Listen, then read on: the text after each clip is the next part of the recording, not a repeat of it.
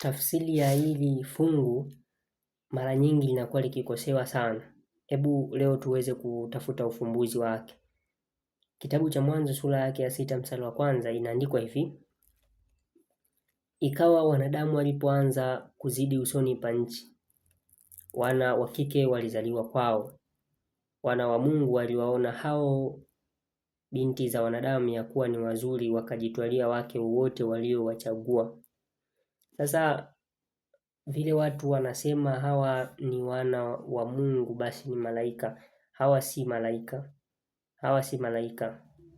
Tunaenda kuangalia kwa mujibu wa maandiko, hawa wana wa Mungu walikuwa ni nani, ndio tuone ikiwa kama ni si malaika ni kina nani.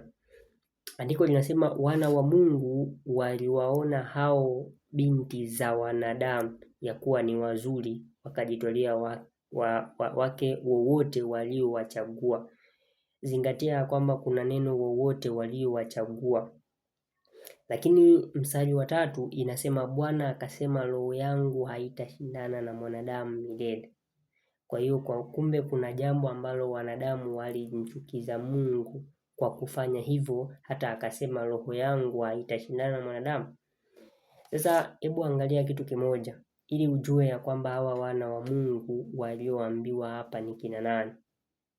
Kuna watu waliomwamini Mungu, kwa muamini Mungu walihesabiwa kuwa wao ni wana wa Mungu. Hiyo ndio point. Katika sura ya 34 mfano, toka Ibrahimu amezaliwa na kizazi chake, walikuwa hawatakiwi kuchangamana na watu wa nchi. Katika sura ya 34 inakuja kutuonesha mfano ili tuelezee, kwa sababu hili fungu linatoka katika kitabu cha Mwanzo, basi ni vyema tukakitumia kitabu cha Mwanzo. 34 nasema, basi Dina binti Lea, ambaye Lea alimzalia Yakobo, akatoka kuwaona binti za nchi. Kumbe Dina si binti ya nchi, ila alienda akaone binti za nchi. Unaona Sasa katika kwenda huko ndo tunaona Shekemu, ukiendelea na mstari, anakuja kumbikili. Sasa tunakuja kuona kwamba kuna tatizo. Mungu amekusha kutenganisha hapa. Kuna wana kumbe wengine na wana wa nchi, binti za nchi.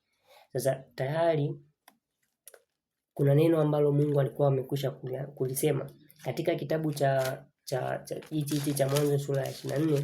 Unakuja kuona ya kwamba Ibrahimu anamkatalia mtumwa wake asimchukulie Isaka mke katika nchi ya Wakanaani, bora aende achukue katika nchi yake mwenyewe. Ndio unaona tayari kulikuwa kuna gap. Mungu amesema hawa wasioze hawa wasioze hawa. Unaona katika mstari wa pili na wa 3, tutaenda hadi wa 4, anasema Ibrahim akamwambia mtumishi wake, mzee wa nyumba yake, aliyetawala vitu vyake vyote, tafadhali utie mkono wako chini ya paja langu, nami nakuapisha kwa Bwana Mungu wa mbingu na Mungu wa nchi, kwamba hutamtwalia mwanangu mke katika binti za Wakanaani ambao nakaa kati yao. Kwa hivi Ibrahimu mwenyewe amekiri ya kwamba kumbe mwanaye Isaka hakutakiwa kuchukuliwa mke katika wana wa Kanaani. Kwa hiyo hili fungu linapoanza kutuonesha hawa watu walioitwa wana wa Mungu walikuwa wamekosea kwa kujichukulia wake. Mfano, hili ndilo tatizo ambalo alilikosea Mfalme Suleiman.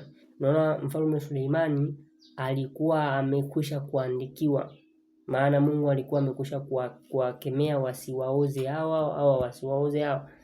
Sasa mfano katika kitabu hicho cha Wafalme wa Kwanza, sasa hicho ndicho tunaanza kuona namna ambavyo Suleimani mwenyewe alianguka. Kwa maana unakuja kuona ya kwamba katika kitabu cha Nehemia kinakuja kueleza tatizo aliyokwisha kulionyesha aliyomwangusha Mfalme Suleimani. Anasema Mfalme Suleiman katika sura ya 11 Wafalme wa Kwanza, Mfalme Suleiman akawapenda wanawake wengi wageni pamoja na binti yake Farao, wanawake wa Moabu na wa Amoni na wa Edom na wa Sidon na Wahiti na wa mataifa Bwana aliyowaambia wana wa Israeli, msiingie kwao wala wasiingie kwenu, kwa kuwa hakika watawageuza mioyo kuifuata miungu yao. Suleimani akaambatana nao na kuwapenda.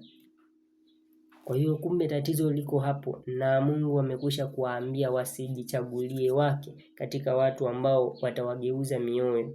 Ndio maana hata Ibrahimu tunakuja kuona kwamba amekataa kabisa, ya kwamba tena anasema nitakuapia kwa Bwana ya kwamba usimuoze mwanangu mabinti wa nchi, mabinti wa Wakanaani katika nchi ninayokaa, lakini bora nenda uko kwenye nchi yangu mwenyewe.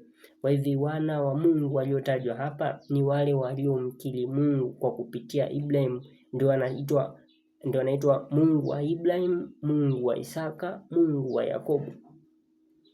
Ndio hiyo kinachokuja kutokea hata kwetu leo tukiitwa sisi tukimkiri Mungu na kwa njia iliyofunguliwa ya mwanae tunakuwa wana wa Mungu. Unaona haimaanishi kwamba wengine si wanadamu, haimaanishi kwamba wengine sio kwamba wameumbwa na Mungu. Wote wameumbwa na Mungu, lakini wamemkiri Mungu kuwa Bwana wao. Na kwa kuwa wamemkiri Mungu, je, wamemkiri Yesu sasa kwa dunia ya sasa? Maana ndio mlango uliofunguliwa, watu wamkiri Yesu ili waweze kuitwa wana. Katika kitabu cha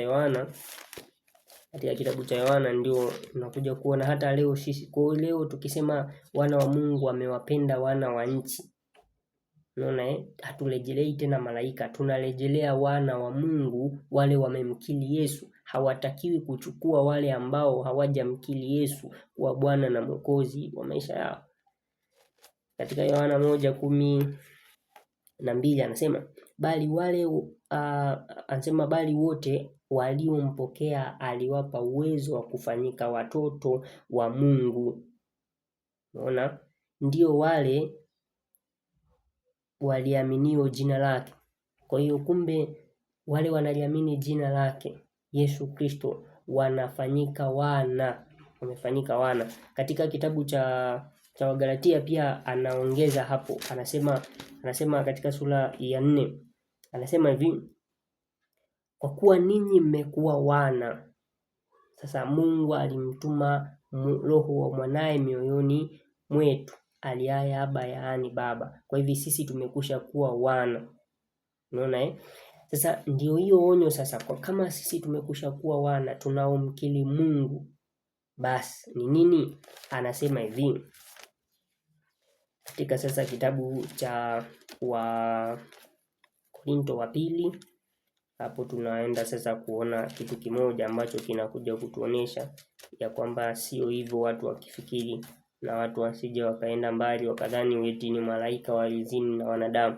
Malaika nani akazini sasa na wanadamu, ikiwa shetani tayari alikwisha kuanguka? Kama shetani ameanguka, mpaka leo malaika wapo, hawa mbona hawajaandikiwa kuzini sasa na wanadamu?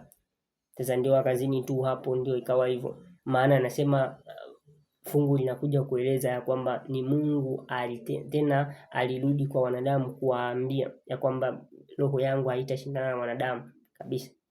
Unaona Kwa hivyo hoja ni wanadamu hao, lakini wana level tofauti. Kuna wale wanaitwa wana wa Mungu. Sasa tutaona Yakobo pia anakili hawa watoto wa Mungu.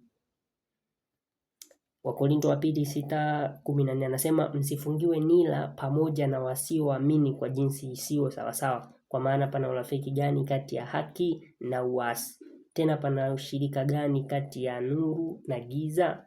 Kwa hivi kumbe hakuna upatano. Tunatakiwa sisi leo tuweze kufungiwa nila tu na wanaoamini. Kwa nini? Kwa sababu Mungu amekusha kutuapia, amesema tusije tukawaoza binti zetu wao au wao wachukue binti zetu na sisi kuchukua wakwao.